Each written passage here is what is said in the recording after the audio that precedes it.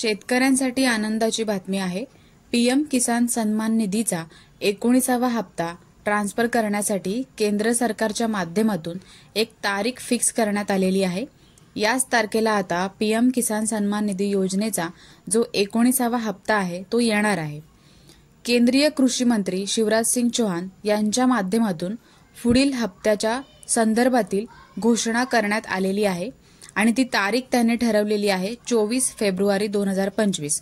म्हणजेच 24 फेब्रुवारीला पात्र पीएम किसान लाभार्थी असतील, म्हणजेच पीएम किसान सन्मान निधी योजनेमध्ये जे लाभार्थी पात्र आहेत अशा लाभार्थ्यांच्या खात्यावरती पीएम किसान सन्मान निधीचा हप्ता ट्रान्सफर केला जाणार आहे 24 फेब्रुवारी 2025ला। तर अशी माहिती आहे, ज्यांच्यासाठी हा व्हिडिओ महत्त्वाचा आहे त्यांच्यासोबत तुम्ही शेअर करू शकता। आणि 19वा हप्ता येण्यासाठी ज्यांचं काही केवायसी वगैरे राहिली असेल ते सुद्धा पूर्ण करून घेऊ शकता, जेणेकरून पुढील येणारे जे हप्ते आहेत त्यांच्यामध्ये त्यांना काही प्रॉब्लेम येऊ नये।